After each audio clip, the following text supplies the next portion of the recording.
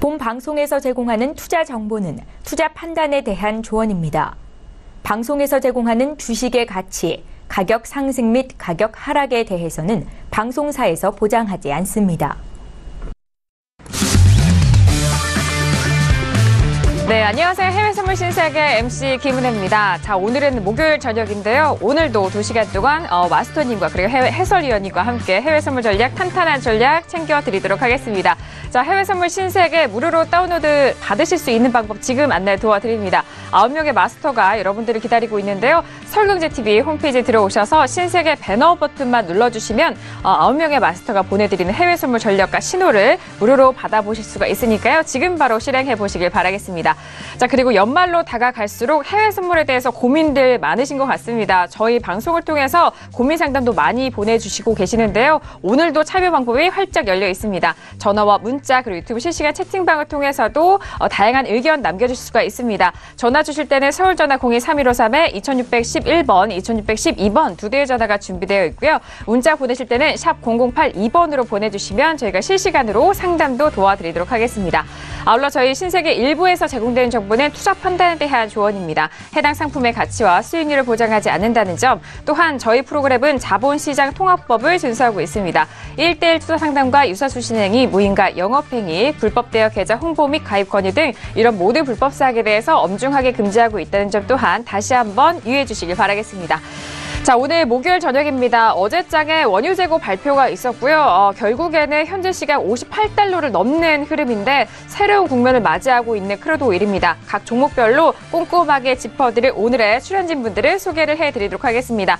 자, 신세계 안에서 역사 선생님입니다. 김정철 해설위원님 나오셨어요. 어서 오세요. 네, 안녕하십니까. 네, 즐거운 목요일입니다. 목요일 되게 즐거워요. 근데 우리가 해외 선물을 하려면은, 그러니까 미국 쪽에 약간 포커스를 맞춰서 좀 생각해 봐야 되는데, 미국 사람들이 제일 좋아하는 시기가 1년 중에 제일 좋아하는 시기가 바로 지금 이 시기라고 합니다. 왜냐면 다음 주면은 블랙 프라이데이죠. 예, 그때부터 지금 들떠 있는 거죠. 지금 너무 다들 들떠 있고, 예, 다음 주 되면은 뭘 사야 될지 막 고민하고 있거든요. 네. 그러니까 지금 미국에서는 지금 가장 재밌고 즐거운 시기가 지금인데, 우리는 과연 그걸 보면서 이제 투자에서 어떤 아이디어를 얻느냐, 이런 게 제일 중요하겠죠. 그래서 네. 제가 봤을 때는 저도 마찬가지입니다. 저도 지금 시기 아주 즐겁습니다. 아, 그래요? 왜 즐거운지 너무 궁금한데 일단 다음 주 블랙 프라이데이 때 한 가지 품목을 원하신다면 어떤 품목이 지금 바로 떠오르시나요? 전 블랙 프라이데이 때 뭘 사지 않습니다. 네, 전 직구 이런 거 별로 안 좋아하거든요. 전 제가 직접 눈으로 보고 이런 걸 좋아해서 네. 의외로 약간 보수적이에요, 제가. 근데 네, 중요한 거는 이제 그때 좀 이제 뉴스들이랑 이런 게 워낙 많기 때문에 그런 거 보면서 이게 투자 아이디어를 얻는 게 너무 좀 즐거워요. 네. 역시나 실생활 속에서 투자 전략, 투자 아이디어를 얻는 김정철 해설위원님 이렇게 만나보셨고요. 오늘 2시간 동안 함께 하도록 하겠습니다. 자, 그리고 이번 주부터 처음 저희 신세계 함께 하고 있는 PD님입니다. 김경현 PD 오늘도 함께 합니다. 인사 말씀 들어볼까요? 네, 안녕하세요. 오늘도 해외 선물의 사이다 김경윤입니다. 오늘 추수감사절 휴장으로 인해서 조금 이슈가 많이 안 나올 수도 있겠다라는 생각이 드는데요. 그럴수록 작은 이슈도 놓치지 않고 꽉 잡고 가셔야 될 것 같습니다. 여러분의 투자 전략에 도움이 되는 시황 오늘도 재미있게 전달해 드리겠습니다. 네, 알겠습니다. 매일 사이다 같다고 하는데 첫눈처럼 함께 온 그녀이기 때문에 첫눈 하면 또 김경훈 PD를 많이 떠올릴 것 같아요. 자, 이렇게 김경훈 PD와도 함께 하겠고요. 자, 그리고 무엇보다도 오늘 2시간 동안 해외 선물 전략 중점적으로 짜주실 마스터님을 소개하도록 하겠습니다. 오늘의 마스터를 화면 통해서 소개합니다. 해외 선물 신세계 정식 오픈! 검색창에 서울경제TV 홈페이지를 검색하신 후 홈페이지 우측에 신세계 배너를 클릭. 아래 다운로드 버튼을 눌러 신세계를 설치 후 실행하세요. 회원 가입 후 1577-7451로 전화해 무료 참가 신청을 하면 준비 끝! 신세계의 여러 마스터 중 나만의 마스터를 선택! 실시간으로 마스터의 매매 내역을 무료로 받으세요. 트레이딩의 액션, 해외 선물 신세계. 자세한 사항은 문의 전화 및 홈페이지를 참조하세요.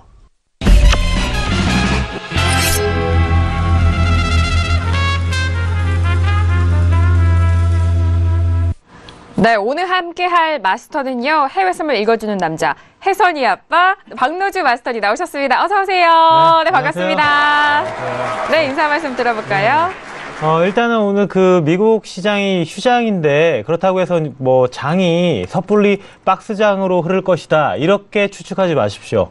일단은 예전의 경험을 비춰보건대 일단 박스장으로 좀 흐르다가 이렇게 특별한 이슈가 안 나와도 갑자기 추세가 나오는 종목들이 간혹 몇 개 종목이 나오거든요. 그래서 오늘도 이 시간 집중해서 일단 보시고요. 만약에 추세가 나오면은 그때 실시간으로 제가 일단은 매매에 도움이 되는 조언을 일단은 바로바로 해드리도록 하겠습니다. 네, 알겠습니다. 맞습니다. 일단 본장은 열리지 않지만요. 해외 선물 시장에 대해서는 조기 종료된다는 점, 새벽 3시 마감된다는 점 다시 한번 말씀을 드리도록 하겠습니다. 뭐 이럴 때일수록 정말 시장을 꽉 잡아야 하고요. 이슈 점검도 꼼꼼하게 해봐야 할 시점이 아닌가 싶은데요. 자, 지금 시각 11시가 지나가고 있는 시각인데 지금 뭐 먼저 이슈 점검을 해보기 전에 현재 시각 어떤 속보들이 들려오고 있는지 김경윤 PD 정리해 주실까요? 네, 먼저 영국의 3분기 GDP 수치가 나왔습니다. 전기비해서 0.4% 상승했다는 소식이고요. 예상치에는 부합했다고 합니다. 네. 다음 소식입니다. 오펙과 러시아의 감산 연장이 내년 9월까지로 그칠 것이라는 전망이 나왔는데요. 이들에게는 눈의 가시처럼 여겨지는 미국의 셰일 석유를 견제하기 위해서라는 소식입니다. 추가적인 내용은 조금 이따가 이슈 시간에 또 전달해 드리도록 하겠고요. 다음 소식입니다. ECB는 양적 완화 종료 시점을 정하지 않는 게 좋다라는 의견을 표명했다고 합니다. 그 다음으로는 JP모건 쪽에서 나온 이야기입니다. 미국 증시는 세제 개혁안을 지금 저평가하고 있다. 5% 정도 상승 여력이 있다. 그러니까 지금보다 추가로 상승할 여력이 남아있다라는 의견을 표시했다는 소식이고요. 다음으로는 ING에서 나온 소식입니다. 오늘 새벽이었죠. FOMC 의사록이 공개가 됐는데 이 부분에 대해서 식상하다라는 의견을 밝히고 있고요. 12월 금리 인상은 기정사실이다라는 이야기를 하고 있네요. 네, 알겠습니다. 일단 뭐 중점적으로 봐야 할 것이 FOMC 의사로 12월 금리 인상에 대해서는 뭐 기정사실 이전과는 같은 의견이기도 하고요. 그리고 일단 저는 이 뉴스가 좀 눈에 띄는데 세제 개혁안에 대해서 현재 시점 저평가라는 그런 국면이 이게 조금 더 새롭습니다. 왜냐하면은 현재 지금 지수가 2,597까지 지금 올라가고 있는 상황에서 저평가되어 있다면은 조금 더 평가 여력, 아무래도 앞으로 상승할 여력이 더욱더 있다라는 부분이 좀 눈에 띄는 부분이 아닌가 싶은데 잠시 후에 이슈 시간을 통해서 다시 한번 점검을 해보도록 하겠습니다. 자, 지금 11시 3분이 지나가고 있는 시각인데요. 자, 지금 현재 시세 다시 한번 살펴보시죠. 현재 S&P 500은 2,596.75포인트 거래가 되고 있고요. 나스닥 같은 경우에는 6,392포인트, 그리고 골드는 오늘 1,290달러 돌파 이후에 좀 소폭 조정을 받고 있는 모습입니다. 1,291.5달러, 그리고 유로 FX는 어제장에 1.18 돌파 이후 계속적으로 유지가 되고 있는데요. 1.18610달러, 그리고 크루드 오일은 58.22달러로 58달러 지지가 되고 있습니다. 어제 원유 재고 발표 시간에 좀 감소로 이어졌지만 가격대가 위쪽으로 일단 지지가 됐다는 점 현재 시세 살펴드렸습니다. 자, 어제장에 골드의 상승, 그리고 유로의 반등, 거기에 크루드 오일까지 오늘 좀 짚어볼 이슈가 많을 것 같은데요. 오늘 출연진 분들과는 어떤 이슈를 다루게 될까요? 오늘의 퓨처스 이슈테크 이슈들 화면 통해서 먼저 확인합니다. 네, 오늘의 퓨처스 이슈 토크입니다. 먼저 첫 번째 이슈는 S&P 500입니다. 통신주 강세 속에 엇갈린 흐름을 보였던 S&P 500인데요. 나스닥은 하지만 사상 최고치를 기록했다는 소식입니다. 현재 앞서서 지켜보셨듯이 S&P 2,597포인트고요. 나스닥 같은 경우에는 6,392.50포인트 거래되고 있습니다. 자, 두 번째 이슈는 유로 FX입니다. 단기 급등으로 상승 추세로 전환했다라는 부분인데요. 현재 유로 FX 1.18대 지지되면서 계속적으로 반등 이어가고 있습니다. 0.18% 강보합권 유지되고 있네요. 자, 이어서 세 번째 이슈는 크루드 오일입니다. 미국 원유 재고 감소 발표에 추가 상승을 이어가고 있는 크루드 오일인데요. 자, 어제장의 종가는 58.06달러, 현재는 그 흐름에서 더욱더 상승 여력을 받으면서 58.22달러 거래되고 있습니다. 마지막 이슈는 골드입니다. 어제장에 좀 크게 움직였던 골드입니다. 마침 오늘 박노주 대표님도 함께 나오셨는데 현재 1,291.6달러로 0.02% 보합권에서 유지가 되고 있다는 점 현재 시세 살펴드렸습니다. 네, 오늘의 퓨처스 이슈 토크 이렇게 이슈들 4가지 이슈 또 점검을 해보도록 하겠습니다. 자, 어제장에 워낙 좀 강조되는 그런 종목도 있고 그래서 오늘장에 이 종목들 짚어봐야 하는 것이 정말 의미가 있을 것 같은데 자, 먼저 첫 번째 이슈부터 점검을 해보도록 하죠. 자, 오늘 첫 번째 이슈는 S&P 500입니다. 어제 나스닥도 그렇고요. S&P도 다시 탄력을 받으면서 올라갔는데 자, S&P 같은 경우에는 앞서 속보 내용도 또 들으셨다시피 아직 상승 여력에 대해서 재료를 좀 쏟아내고 있는 가운데 이 재료들이 과연 어떻게 좀 흡수를 하면서 올라갈지 또는 여기서 조정을 받을지 여부 함께 지켜보도록 하겠습니다. 먼저 업앤다운 확인한 이후에 다시 한번 의견 나눠보도록 하죠. 네, 들어봅니다. 네, S&P 500인데요. 하나, 둘, 셋. 올 상승. 올 업에 대해서 네, 들었네요. 첫 번째 이슈부터 지금 의견 통일이 돼가고 있는데 자, S&P, 그동안에 좀 눌렸을 때는 좀 엇갈린 의견이었는데, 어제장에 이어서 오늘도 여전히 또 업에 대한 의견이 좀 다수입니다. 자, 김정철 해설위원님, 네. 지수에 대해서 먼저 의견 들어볼게요. 네, 제가 봤을 때는 이제 세제 개편안이 이제 지수에 많이 영향을 주죠. 근데 우리가 세제 개편안이란 얘기만 많이 들었지 도대체 이게 뭔 내용인지 아는 사람이 거의 없어요. 제가 주변에 물어봤거든요. 주변에 세제 개편안 막 떠들고 다니길래 제가 자꾸 물어봤어요. 자, 세제 개편안이 어떤 건가요? 이거의 주요 이슈는 뭔가요? 물어봤는데 아무도 아는 사람이 거의 없더라고요. 물론 아는 사람 분명히 있어요. 이렇게 몇 명 있는데 가장 중요한 건 지금 하원에서 통과를 했죠. 근데 중요한 건 상원이죠. 상원에서 통과하느냐 마느냐. 추수감사절 되기 전에 미리 끝내겠다라는 게 주요 골자인데 가장 중요한 이슈는 뭐냐면 이 세제 개편안의 아주 중요한 이슈가 트럼프의 지지 기반을 좀 보시면 될 것 같아요. 트럼프 지지 기반은 대부분이 이 트럼프가 되게 튀는 정책을 많이 하고 종잡을 수 없기 때문에 다들 트럼프랑 같이 일하는 사람들이 트럼프를 그렇게 또 좋아하지도 않아요, 사실은. 별로 안 좋아해요. 별로 안 좋아하는데 뭔가 하나 있는 거예요. 그 뭔가 하나가 뭐냐면 감세를 하겠다. 그 감세를 하게 되면 나한테 뭔가 이득이 있는 거죠. 그런 사람들이 트럼프의 지지 기반이라고 봤을 때 네. 이쪽에서 가장 중요한 게 이제 세제 개편안이 가장 중요한 거죠. 실제로 내가 트럼프를 지지하는 이유기도 하고요. 근데 중요한 부분은 그렇게 지지는 하지만 정치권에서는 약간 다르거든요. 예를 들어 상원에서 지금 남았잖아요. 근데 상원 같은 경우 남았는데 이 트럼프가 이 세제 개편안을 진행을 하게 되면 뭐가 문제냐면 이렇게 재정 적자가 좀 문제가 돼요. 그렇게 되면은 네. 오바마 케어에 있었던 모든 혜택들, 이런 혜택들을 걷어들여야 되거든요, 원래는. 원래 걷어들여야 돼요. 걷어들여야 되는데 이걸 걷어들이려고 하니 뭐가 문제냐? 우리가 일반적으로 이렇게 보시면 됩니다. 뭔가를 주지 않고 이렇게 줄까 말까 하면 그나마 기분이 덜 나빠요. 근데 주고 뺏으면 정말 기분 나쁘거든요. 네. 네. 오바마 케어를 통해서 의료복지를 줬는데 지금 뺏는 거예요. 근데 네. 이거 뺏는 기분 정말 나쁠 거거든요. 그러면 그럼요. 내년 상원 선거 들어가면 공화당은 거의 필패입니다, 거의.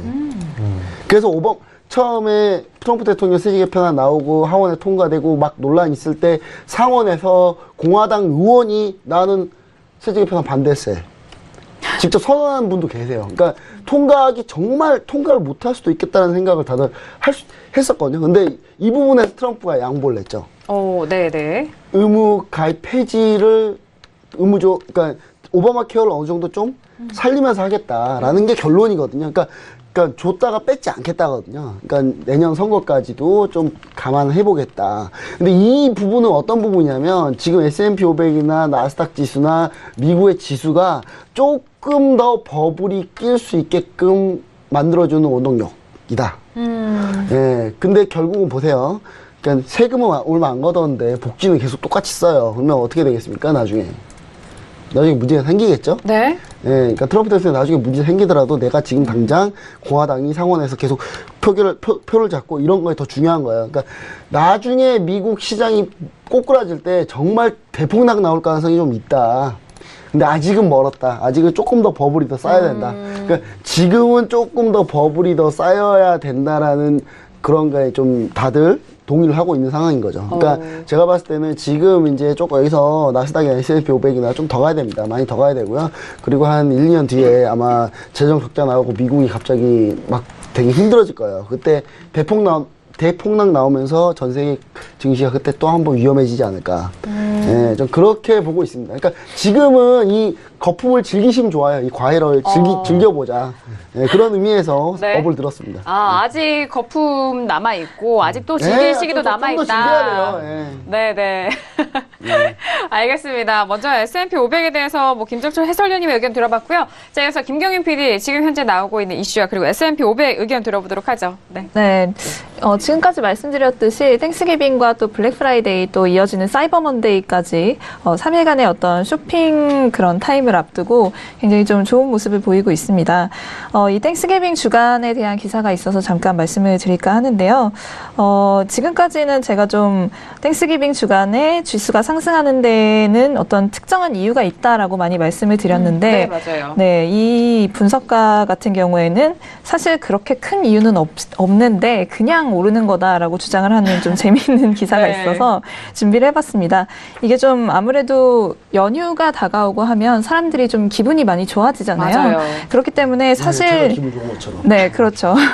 사실 이 지수를 견인하는 데는 펀더멘탈적인 어떤 특별한 이유는 없다라는 게 이 사람의 주장입니다. 그런데 단지 사람들이 그런 연휴 기분을 느끼고 좀 더 관대하고 희망적인 태도를 갖기 때문에 증시 역시 좀 자연스럽게 함께 들뜨는 것이 아닌가 하는 생각이라는 네, 그런 의견을 지금 보이고 있는데요. 그래서 이런 강한 기운이 또 금주 그리고 다음 주까지 좀 증시를 강한 장세로 이끌 것이다 라는 재미있는 분석을 해서 좀 이걸 전달해 드리고 싶었고요. 또 어제장 같은 경우에 조금 간단하게 리뷰를 드리면 나스닥이 사상 최고치를 경신했거든요.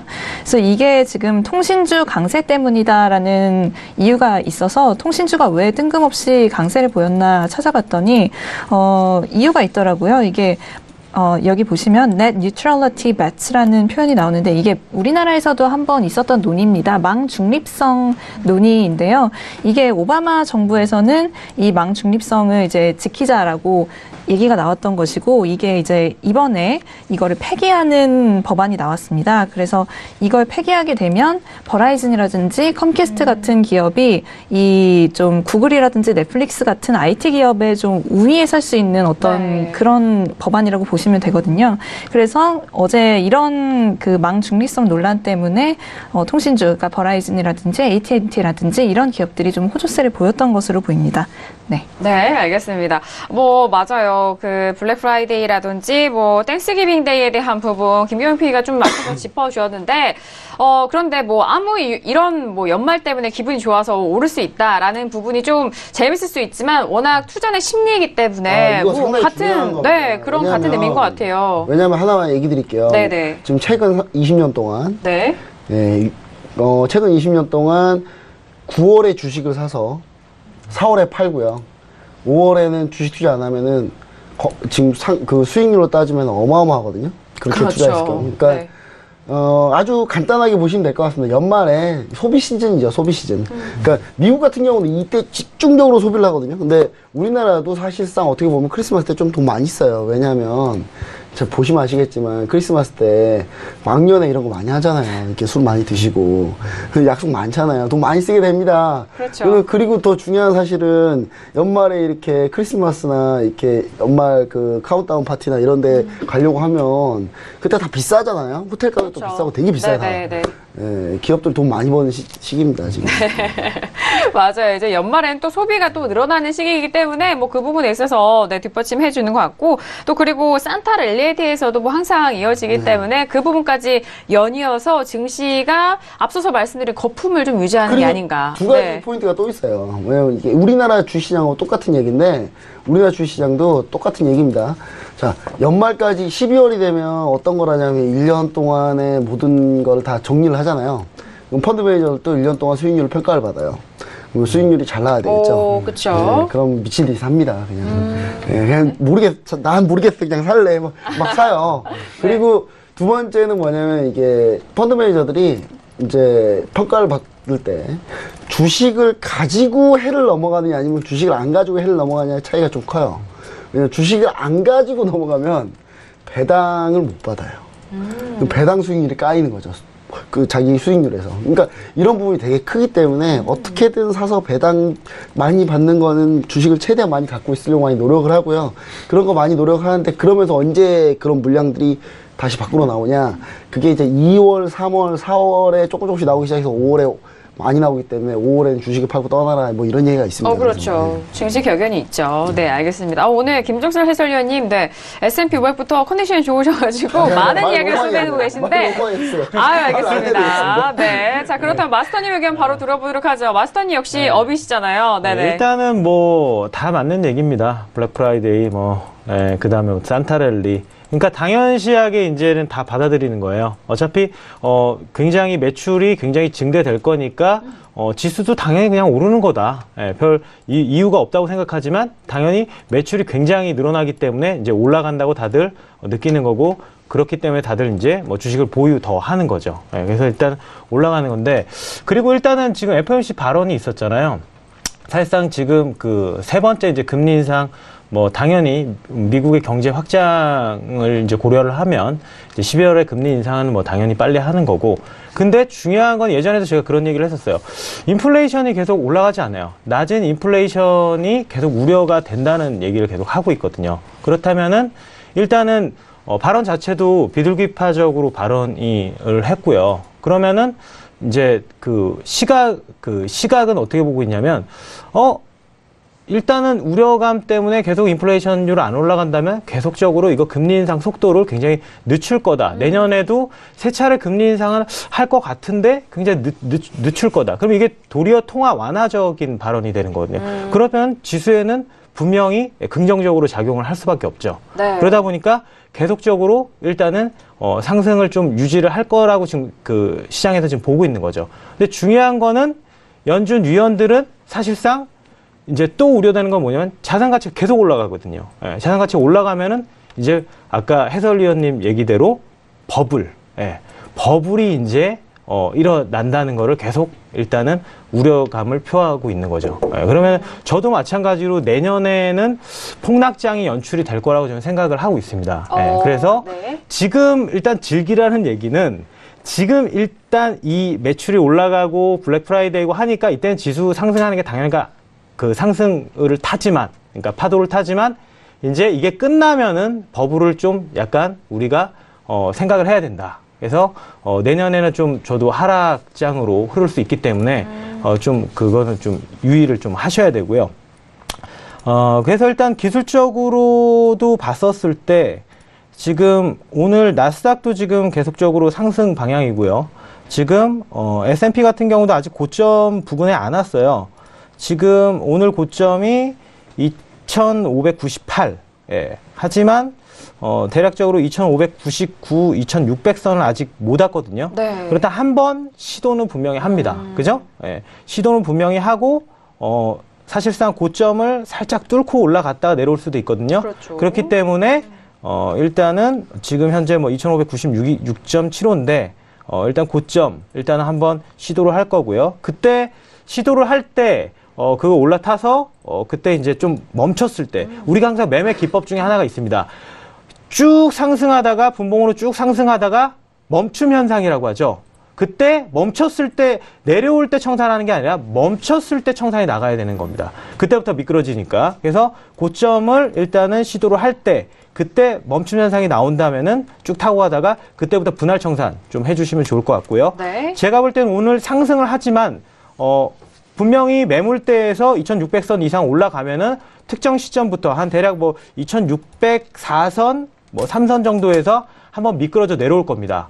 그때는 일단 또 매도 진입이 유효하겠고요. 오늘은 조기 종료되는 장이기 때문에 포지션을 좀 길게 가져가지 마시고 좀 짧게 수익을 내는 방향으로, 일단 박스장도 좀 나올 거니까 그렇게 좀 매매를 하시면 좋을 것 같습니다. 네, 일단 뭐 어제 장도 그렇고 그 전날 장도 그렇고 2,600선에 대해서 터치는 이루어졌지만 뭐 돌파 또는 안착을 하지는 못했습니다. 최근 장에서 좀 짧게 끊어가시는 것이 조금 더 유효한 전략이다라는 S&P 500에 대해서 전략을 들어봤습니다. 네, 마스터님께서 지금 내년에 폭락할 것이다라는 의견을 보여주셨는데 이 뱅크 오브 아메리카에서도 마스터님과 비슷한 다른 네. 의견을 지금 얘기하고 그래요? 있어서 한번 네. 소개를 드릴게요. 어제자에 제가 또 그저께죠. 골드만삭스에서는 내년에도 이 증시의 흐름이 계속 이어질 것이다라고 의견을 냈다고 말씀드렸는데 반대로 뱅크 오브 아메리카에서는 2018년도에 S&P가 고점을 찍고 그 다음에는 폭락할 것이다라는 의견을 냈다고 합니다. 네. 그래서 2863선까지 피크를 찍은 뒤에는 그 이유는 이제 폭락장이 될 것이다라는 의견인데요.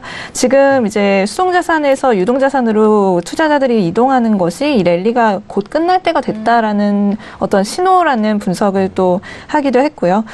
지금 일단 시장이 가는 거에 대해 내년에도 시장이 일단 2863까지 간다는 것에 대해서는 세 가지 이유가 있다고 하는데요. 첫 번째로는 연준과 기타 중앙은행들의 경기 부양책 그리고 세제 개편안의 의회 통과 그리고 예상치를 소조하는 실적에 투자자들이 위험 자산으로 이동한다는 점이라고 합니다. 하지만 이후에는 상황이 좋지 못할 것이기 때문에 말씀하신 대로 폭락장이 올 것이라는 예측을 하고 있다고 하네요. 네, 갑자기 네.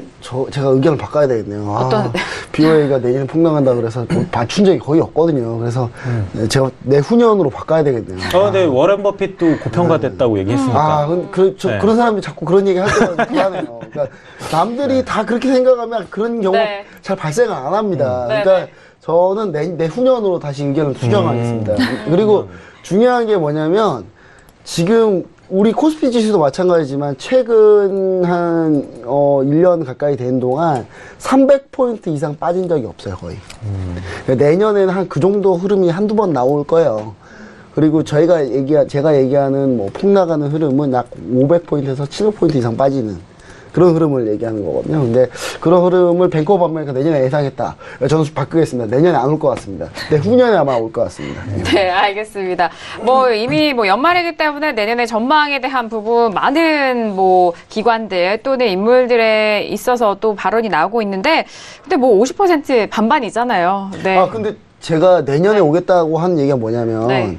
올해 증권사 올해 지금 11월이잖아요. 지금 이제 우리나라 각 증권사에서 내년 전망을 다 내놔요. 근데 다 장밋빛이에요. 네, 그래서 떨어질 것 같아요. 알겠습니다. 작년에는 다 부정적이었거든요. 네. 다 부정적이었는데 막상 올해 정말 좋았잖아요. 그거는 그러면 증권사에서 일하시는 분이 잘못하고 계신 거예요? 그냥 원래 잘 못해요. 정확히 얘기하지만 정말 잘 못하고. 전 답답해요. 정말 얼마나 답답하냐면, 진짜 작년에 다들 막 탄핵 정국 막 이래서 네. 우리나라 최악의 위기다. 내년에는 2,500포인트를 지키기도 힘들 거다. 리포트 쏟아져 나왔거든요. 근데 지금 그분들한테 다시 왜 그랬냐고 물어보면 인터뷰를 거부합니다. 우리 신세계 증권사분들 굉장히 많이 보시고 계시는데 지금. 그러니까요. 일단은 저희도 증시 전망을 하는 것이지 또 서울경제 TV의 의견이 아니라는 점 다시 한번 또 짚어드리도록 하겠습니다. 자, 첫 번째 이슈 S&P 500에 대해서 정말 다양한 토론과 의견을 나눠봤는데요. 자, 현재 11시 24분이 지나가고 있는 시각입니다. 자, 현재 두 번째 이슈 바로 알아보도록 하겠습니다. 자, 두 번째 이슈는요, 유로 FX입니다. 유로 FX 다시 1.18을 회복한 이후에 현재도 지지되면서 오늘도 0.19%, 20% 상승세 이어가고 있는데요. 현재 1.18630달러 거래가 되고 있는 가운데 자, 현재 시점에서 의견 들어보도록 하겠습니다. 자, 먼저 업앤다운 통해서 의견 나눠보도록 하죠. 자, 들어봅니다. 하나, 둘, 셋. 업이 또 두 번째도 만장일치인 거예요? 장밋빛이네요. 자, 네, 유로 FX에 대해서 모두 만장일치가 나왔는데, 아마 S&P와 유로 FX 현재 간단하게 좀 단순하게 생각할 수 있는 시점이기도 할 것도 같아서 만장일치가 나오지 않았나 싶은데, 김경민 PD, 유로 FX에 대해서 바로 의견 들어볼까요? 네, 일단은 독일발 정치적 리스크가 정말로 그다지 영향이 없었다는 게 현재 유로화의 흐름으로 좀 증명이 되고 있는 것 같고요.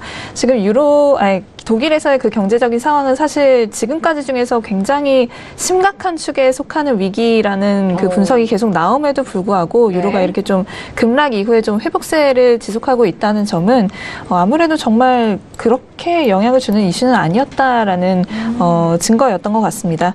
아무래도 유로존 비즈니스가 지금 계속적으로 좀 호조가 되고 있다는 지표가 나오고 있기 때문에 그쪽에 이제 좀 더 영향을 많이 받는 것 같고요.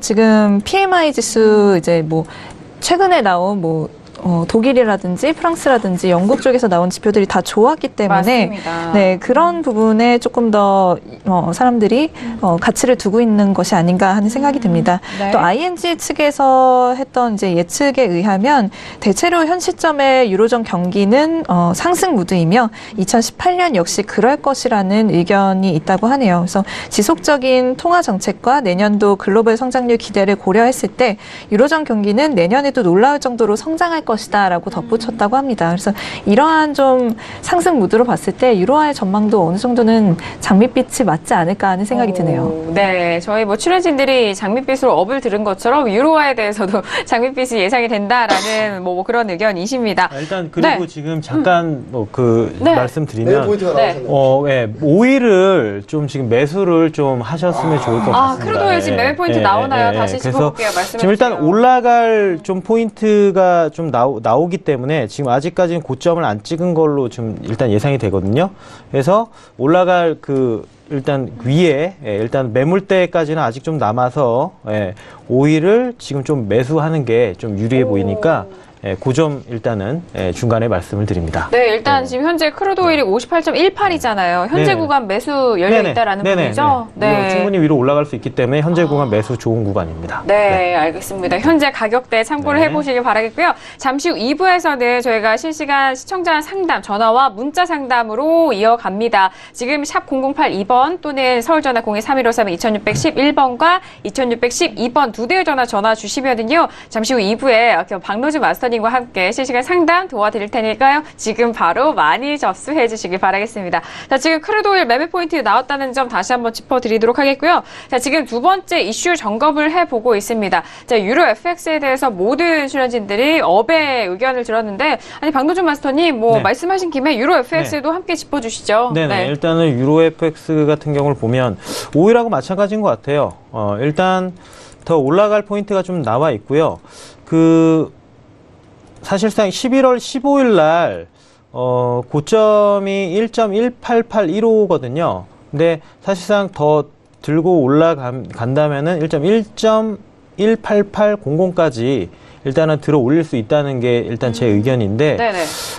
중요한 건 근데 지금 봤었을 때, 한편으로는 저는 근데 유로는 지금 거래를 안 하는 게 좀 낫지 않을까 하는 생각이에요. 왜 그럴까요? 지금 상승을 좀 들긴 들었는데, 사실상, 다시 생각해 보니까 항상, 우리가 한 번 봤을 때 또 두 번 봤을 때 우리는 항상 만약에 상황이 조금 달라지면은 다시 한번 생각해보고 매매 포인트를 잡을 필요도 있습니다. 전 다시 딱 봤는데 네. 이건 중간을 들었어야 되지 않나 좀 생각이 들어요. 왜냐하면 그래요? 지금 네네. 고점까지 안 가고 사실상 이 꼬리 부분이 전부 다 매물대이기도 하고요. 그리고 봤었을 때 지금 보니까 10월 26일자 봉이 고가가 1.18685입니다. 685면은 지금 오늘 지금 고점 가격이 1.18710 거의 비슷한 가격이거든요.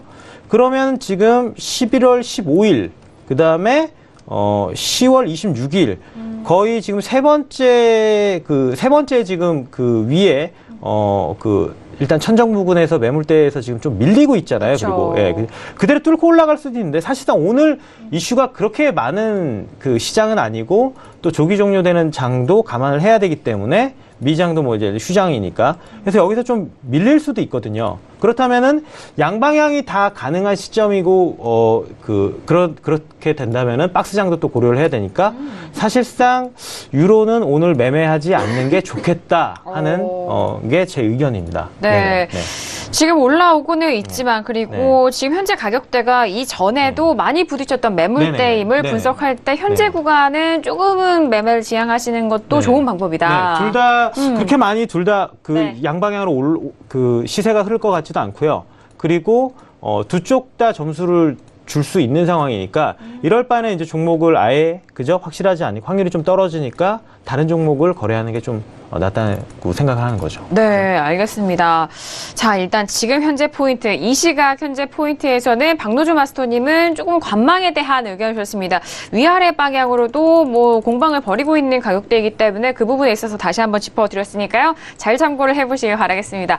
자, 저 역시 오늘도 업에 대해서, 유로 FX에 대해서 업의 의견을 드렸는데, 일단 올라오는 가격대에는 맞고요. 어제장에도 가격대 현재까지의 상승 여력 있다라고 말씀을 드렸는데, 그리고 오늘 중요한 건 의사록에 대한 부분입니다. 달러가 계속 고점을 향해 가다가 조정을 받는 모습에서 그리고 내년에 금리 인상에 대해서 조금은 루즈하게 흘러간 것이 어제 반등, 오늘 가격대를 좀 부추기지 않았나 싶은 마음에서 저는 1.19까지는 좀 상방 쪽으로 열려있지 않을까라는 생각에서 네, 상방 쪽의 의견, 업에 대한 의견을 보태드렸습니다.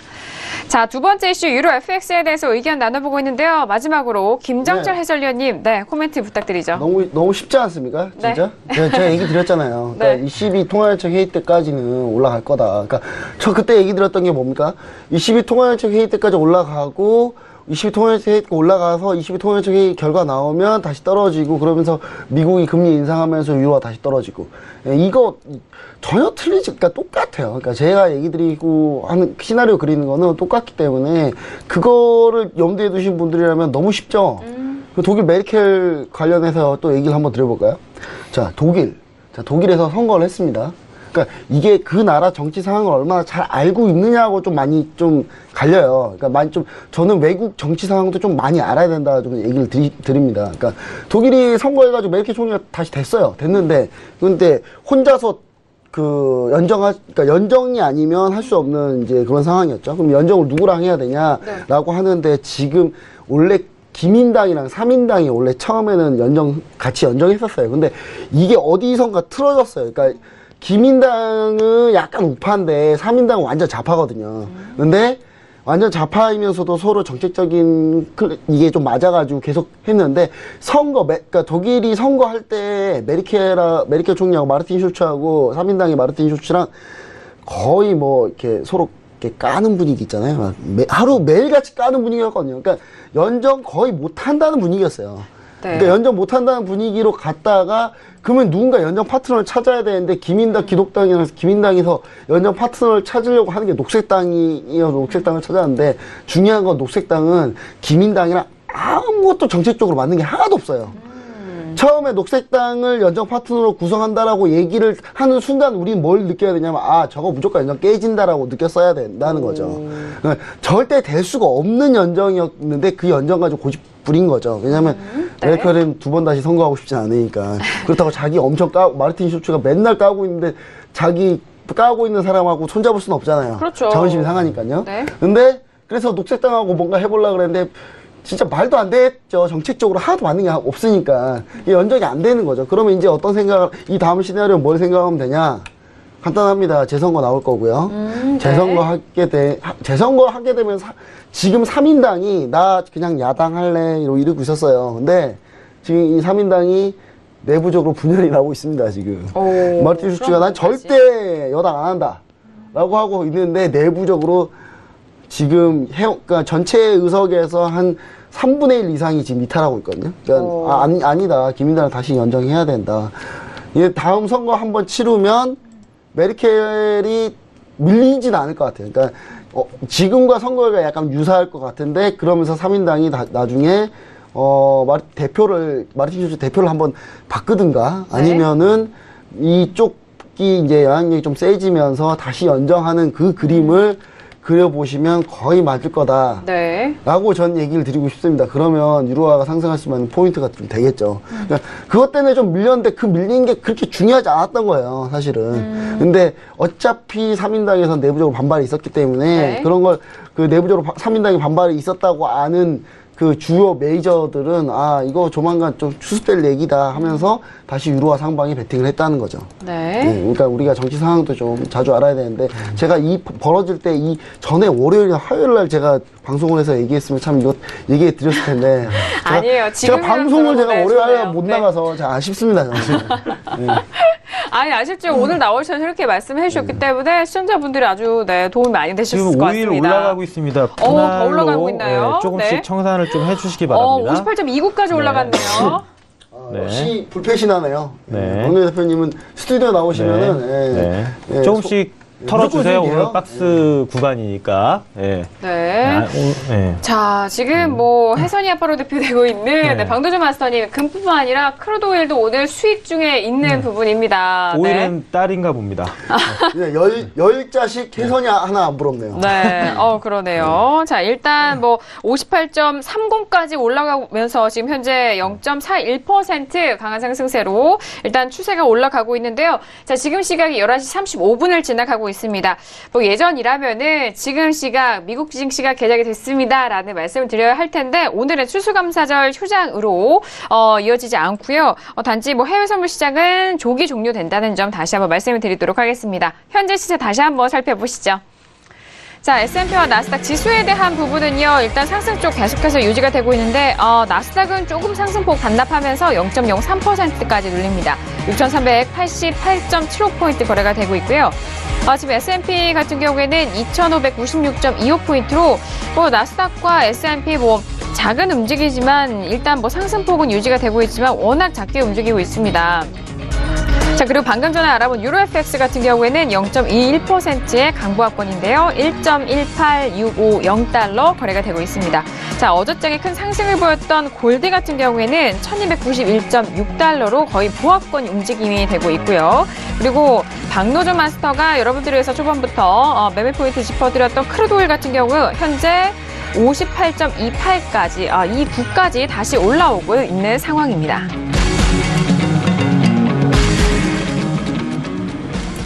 네, 현재 시간, 현재 시세를 살펴보셨는데, 그렇다면은, 이 시점에서, 아까 58.1 초반대였잖아요. 그 가격대에서 지금 매수해도 되는 타이밍이다라고 말씀을 언급해주신 이유가 어떻게 될까요? 일단은, 사실상 사라졌네요, 차트가. 일단은, 네. 오일이, 키면서 설명드리겠습니다. 오일이 그 패턴 자체가, N자형이라는 거죠.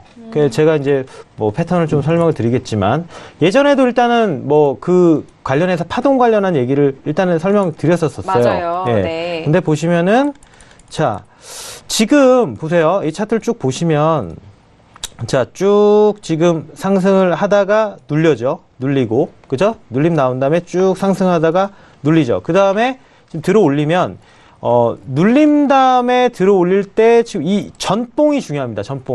전봉이 만약에 지금 현재 11월 8일처럼 윗꼬리가 나와서 57.70 이하로 윗꼬리가 나오고 어저께 종료가 됐다면 분명히 이 지점이 그러니까 어저께 고점 58.15랑 그다음에 57.70 이 부분이 매물대가 됩니다. 예, 살짝 저항 라인이 되는데 어저께 어떻게 됐죠? 거의 종가랑 고가가 거의 비슷하게 끝났습니다. 그죠? 맞아요. 그렇다면은 사실상의 이 11월 8일 날에 이 꼬리에 대한 부분, 그 전에도 꼬리가 좀 나왔었죠. 이 매물대를 소화했다는 얘기예요. 예, 싸워서 이겼다는 얘기입니다. 네. 예, 그래서 어저께 국건이 이겨놓고 오늘 지금 잠깐 시가에서 좀 밀린 다음에, 그죠? 밀린 다음에 올라가고 있는 상황이었어요. 네. 밀릴 거 초반에 밀려주고, 그 다음에 눌림목 밀려주고, 그 다음에 들어 올렸는데, 중요한 거는 들어 올렸을 때 어저께 고점 부분이 58.15잖아요. 네네. 아까 58.18이죠. 그럼 거의 약간 벗어나고 있는 수준이죠. 그렇다면 일단은 어느 정도의 슈팅은 나온다. 그죠? 예. 오늘 크게 넘어설 수도 있지만 오늘 일단은 장 자체가 조기 종료장이니까 크게 나올지 안 나올지는 우리가 일단은 모르겠지만 그래도 여기서는 일단 가는 지점은 일단 포인트는 나온다는 얘기죠. 그러면은 나머지 좀 청산을 해놓고 나머지 물량을 좀 더 들고 와서 58.50까지 아니면 더 가면 58.60 라인까지도 갈 수 있지만 일단 어느 정도 수익을 실현해놓고 나머지를 들고 가자. 예.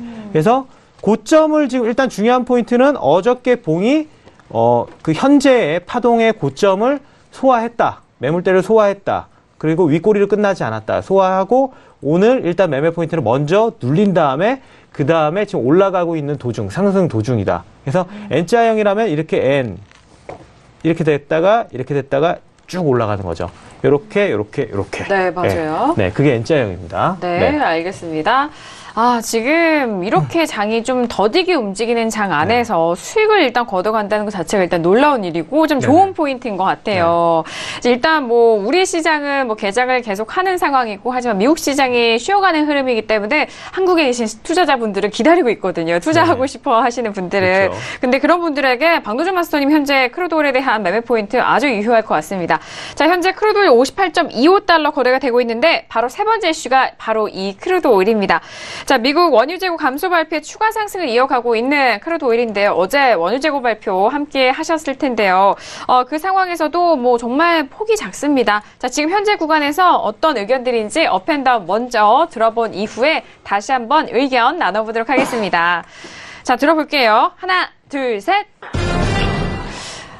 지금 다양한 의견이 나왔어요. 크루드오일에 대해서는 저와 마스터님 업이고요. 해설위원님 다운, 그리고 김경훈 PD 관망에 대한 부분을 들어줬는데 김경훈 PD 네. 어떤 의견이시길래 관망인가요? 저는 일단은 단기적으로는 상승할 것이라고 생각을 합니다. 일단 네. 30일에 감산 연장 회의가 있을 것이기 때문에 그때까지는 조금 투자 심리가 상승 쪽으로 몰리지 않을까 하는 생각인데요. 문제는 이 회의에서 어떤 일이 일어날 것인가에 좀 주목을 해야 할 것이라고 봅니다. 일단은 오펙과 그리고 비오펙 국가의 그 리더라고 할 수 있는 러시아죠. 러시아가 지금 회담을 앞두고 있는데 여기에서 가장 걸림돌이 되는 게 아마 지금 미국의 셰일 오일 일 거라고 지금 생각이 됩니다. 어제 마스터님과도 말씀을 하기도 했는데 일단은 지금 감산 연장으로 인해서 크루드 가격이 상승할 경우에 셰일 생산량이 늘어나서 또 셰일의 시장 점유율이 늘어날 것이라는 지금 우려를 하고 있다고 하네요. 그래서 이 사람들이 좀 애써서 감산을 해놓으면 지금 다른 쪽에서 좀 그 이득을 볼 수 있겠다라는 우려 때문에 네. 좀 반대를 하고 있다는 의견이고요. 이 러시아 측에서는 또 감산 연장에 동의할 전망으로 보이기는 합니다만 이 연장은 시장에서 기대하는 것처럼 9개월간의 연장은 아닐 것이고 그보다는 좀 짧은 연장이 될 것이다. 그렇기 때문에 이게 또 시장에는 변동성을 가지고 올 가능성이 있다라고 합니다. 그래서 이 러시아에서 지금 석유 회사들이 공공연하게 지금 좀 이런 감산 연장에 대해서 좀 불쾌하다라는 의사를 밝히고 있는 것으로 네. 드러내면서 시장이 조금 더욱더 초조해지고 있는 지털이라는 표현을 하고 있는데 좀 초조해하고 있는 모습이 나타나고 있는데요. 뭐 지금 상황에서의 문제라고 한다면 이 감산 연장이 2018년 거의 내내 지속될 것이라는 기대감이 있는데 네. 실제로 그 감산을 한 기간이 그에 못 미칠 경우에는 이 오일 가격에 좀 부정적인 이벤트가 생길 것이다라는 전망이 있고요. 또 미국 셰일 생산량 문제에 대해서도 셰일 생산량 문제는 모두가 알죠. 굉장히 많은 량을 생산한다는 걸 알고 있지만 이거를 어떻게 좀 피해보고자 좀 많은 사람들이 언급하지 않는 문제라고 합니다. 네네. 특히 러시아 같은 경우에 이제 미국 쪽의 생산량을 매우 신경 쓰고 있는 모습이고요.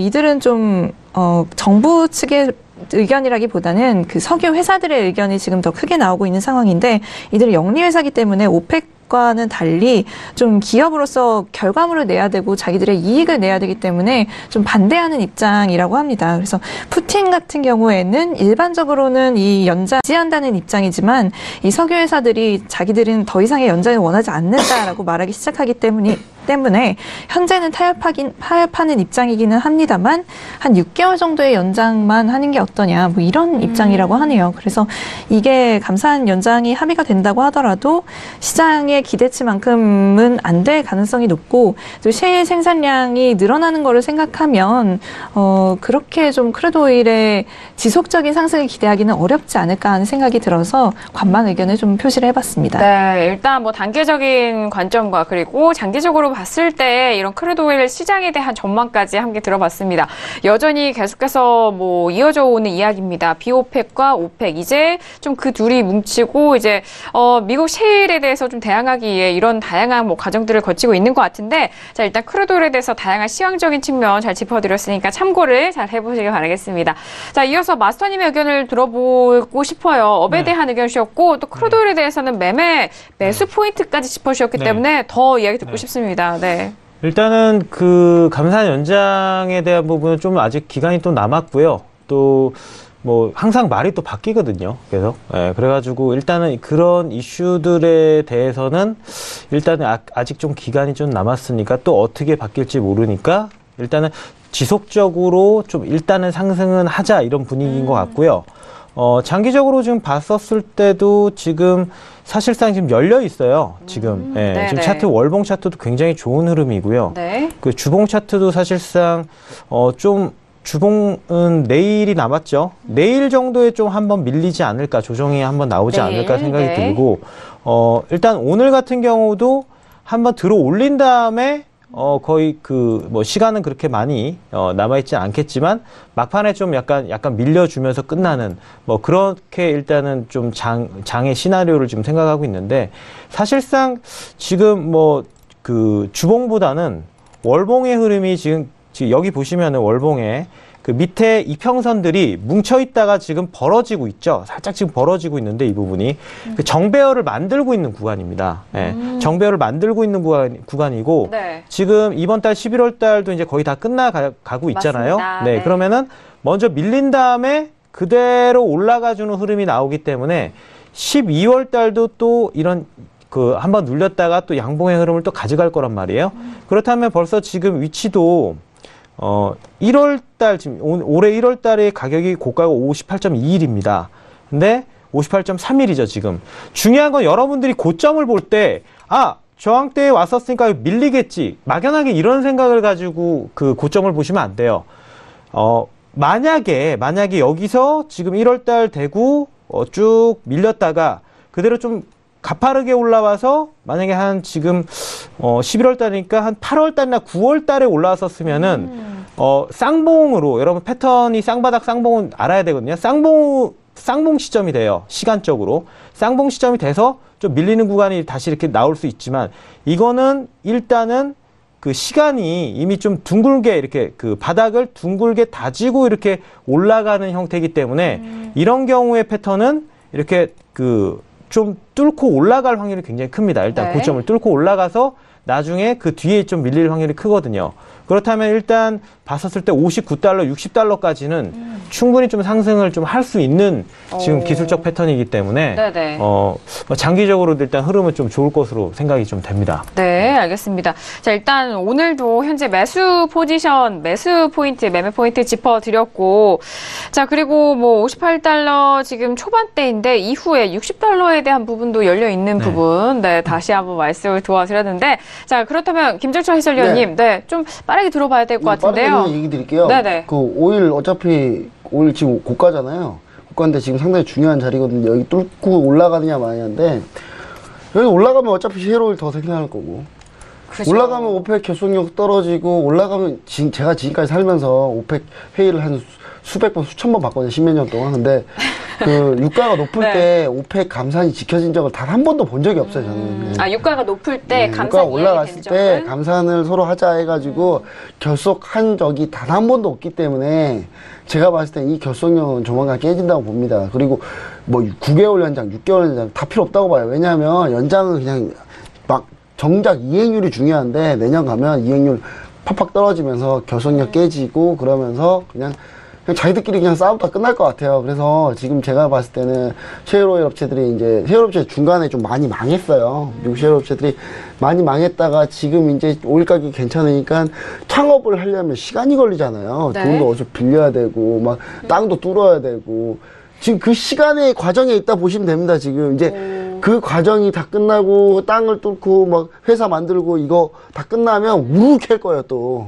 그러면 유가는 못 간다라는 게 제 생각입니다. 예. 네, 알겠습니다. 일단 크루돌에 대해서는 뭐 이전에 뭐 지켜봤던 그 부분, 가격대가 올라가면 이 감산 결속력에 대한 부분, 감산 이행에 대한 부분, 다시 한번 말씀을 도와드렸는데, 자, 지금 세 번째 이슈 크루드 오일까지 저희가 점검을 도와드렸습니다. 현재 58.21달러 거래가 되고 있는 상황인데, 마지막 이슈인 골드, 어떻게 딱 골드만 남았네요. 옆에 지금 금에 대해서 본격적인 해설이 한번, 박노준 마스터님 나와 계십니다. 계신데 잠시 후 2부에서 골드는 더욱더 집중적으로 저희가 점검을 도와드리도록 하겠습니다. 자, 그리고 2부에서는 실시간 여러분들의 해외 선물 상담도 이어질 텐데요. 전화와 문자 계속해서 접수 받고 있으니까요. 샵 0082번으로 문자와 함께 전화도 접수를 해주시길 바라겠습니다.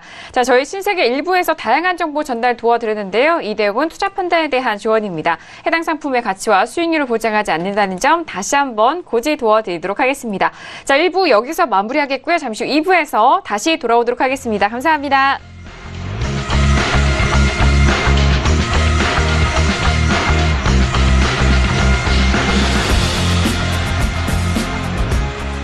본 방송에서 제공하는 투자 정보는 투자 판단에 대한 조언입니다. 방송에서 제공하는 주식의 가치, 가격 상승 및 가격 하락에 대해서는 방송사에서 보장하지 않습니다.